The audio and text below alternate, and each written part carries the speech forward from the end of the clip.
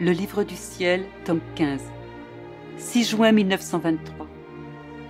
Un signe certain qu'on possède Jésus est qu'on ne trouve son plaisir qu'en lui. La signification des plaisirs est ce qu'on doit en faire. Je m'inquiétais à cause de l'absence de mon doux Jésus, et je me disais, qui sait le mal qui est en moi et duquel Jésus se cache pour éviter le déplaisir? Bougeant en moi, il me dit, ma fille, le signe qu'il n'y a aucun mal dans une âme et qu'elle est complètement remplie de Dieu, c'est que tout ce qui lui arrive de l'intérieur ou de l'extérieur ne lui apporte aucun plaisir. Son seul plaisir est de moi et en moi. Cela est vrai non seulement en ce qui a trait aux choses profanes, mais également aux choses saintes, aux personnes pieuses, aux cérémonies religieuses, à la musique, etc. Pour cette âme, toutes ces choses sont froides, indifférentes et semblent ne pas lui appartenir. La raison pour cela est très simple. Si l'âme est complètement remplie de moi, elle est remplie de mes plaisirs. Les autres plaisirs ne trouvent pas de place pour s'insérer. Si beaux soient-ils, l'âme n'est pas attirée par eux. Ils semblent morts pour elle. Par contre, l'âme qui n'est pas à moi est vide.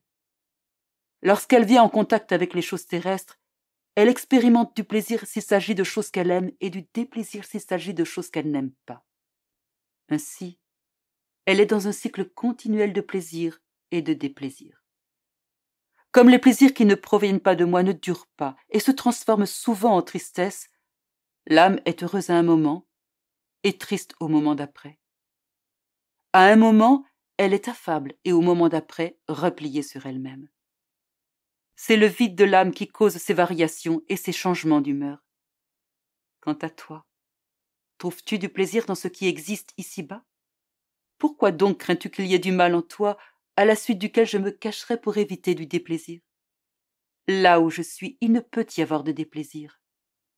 Je répondis, mon amour, je ne prends plaisir en aucune chose terrestre, aussi bonne qu'elle soit. Tu sais cela mieux que moi. Comment pourrais-je prendre plaisir en quoi que ce soit si la peine de ton absence m'absorbe, me rend amère jusqu'au tréfonds de moi et me fait tout oublier sauf la souffrance d'être privé de toi? Jésus reprit, cela te confirme que tu es à moi et rempli de moi. Le plaisir a ce pouvoir. S'il est mien, il transforme la créature en moi. S'il est naturel, il emporte l'âme dans les choses humaines. S'il vient des passions, il conduit l'âme au mal. La sensation du plaisir peut sembler une chose anodine. Pourtant, elle ne l'est pas. Elle est le premier mouvement pour le bien ou pour le mal. Voyons pourquoi il en est ainsi. Pourquoi Adam a-t-il péché?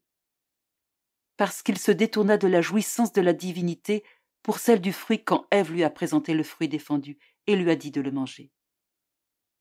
À la vue du fruit, il a expérimenté du plaisir.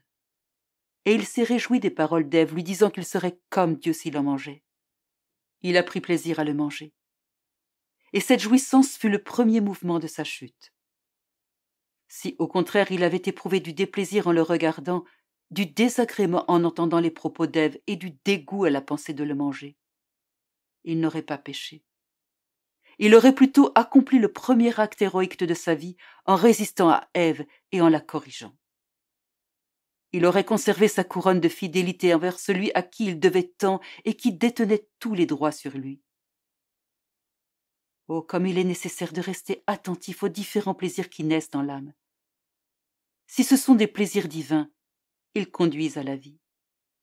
S'ils sont humains ou proviennent de passions, ils conduisent à la mort.